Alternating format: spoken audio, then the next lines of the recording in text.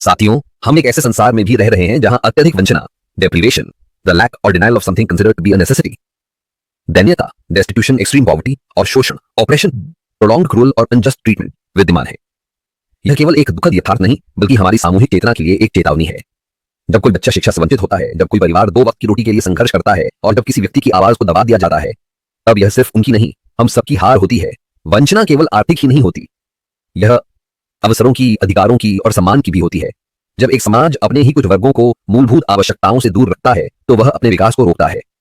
दैन्यता एक ऐसी स्थिति है जो मानव गरिमा को चोट पहुंचाती है। अगर हमारे समाज में कोई भी अत्यधिक गरीबी में जी रहा है तो वह हमारे तंत्र, हमारी नीतियों और हमारे दृष्टिकोण पर प्रश्न चिन्ह है। और शोषण यह सबसे घातक रूप है अन्याय का।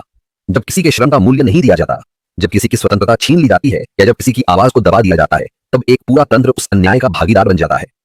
आज भी भारत में लाखों लोग ऐसे हैं जो शिक्षा, स्वास्थ्य, स्वच्छ पानी और गरिमापूर्ण जीवन जैसे मूलभूत अधिकारों से वंचित हैं।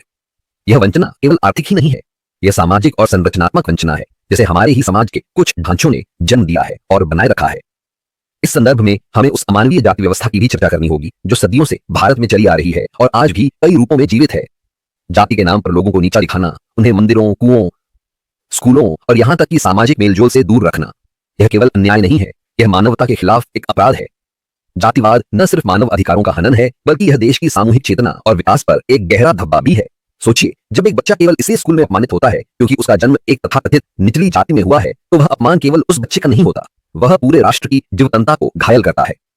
दैन्यता जो जाति आधारित भेदभाव से और भी तीव्र हो जाती है, उन समुदायों में पीढ़ी दर पीढ़ी चली आती है जिन्हें जानबूझकर अवसरों से वंचित किया गया है। यह एक सुनियोजित और लंबे समय तक चला आया सामाजिक शोषण है जिसकी जड़ें हमारे समाज में बहुत गहराई तक समाई हुई हैं।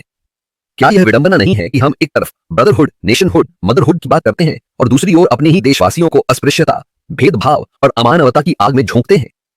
आज हमें आवश्यकता है जाति के नाम पर होने वाले भेदभाव के खिलाफ दृढ़ और निर्भीक आवाज उठाने की, सामाजिक और आर्थिक रूप से पिछड़े वर्गों को वास्तविक अवसर देने की और सबसे महत्वपूर्ण, अपने सोचने के तरीके को बदलने की।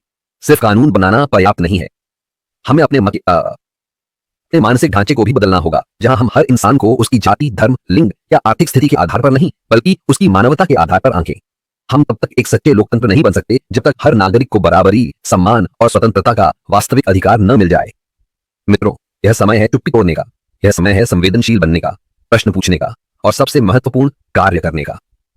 हमें ऐसी नीतियां बनानी होंगी जो सबको समान अवसर दें। हमें शिक्षा और स्वास्थ्य को हर व्यक्ति तक पहुंचाना होगा और हमें एक ऐसा समाज बनाना होगा जो हर आवाज को सुने और हर व्यक्ति की गरिमा को सम्मान दे। आज आवश्यकता है करुणा की, सहानुभूति की और एकजुट होकर आगे बढ़ने की। हम सब मिलकर एक ऐसा समाज रचें जिसमें कोई भी वंचित न रह जाए, कोई भी दीन न हो और किसी पर भी अन्याय न हो। तो आइए हम सब मिलकर यह संकल्प लें कि हम वंचितों की आवाज बनेंगे, कि हम जातिवाद और शोषण के हर रूप का विरोध करेंगे और कि हम एक ऐसा समाज बनाएंगे जहां हर व्यक्ति को गरिमा से जीने का अधिकार हो, बिना डर, बिना भेदभाव और बिना किसी शर्त के। धन्यवाद।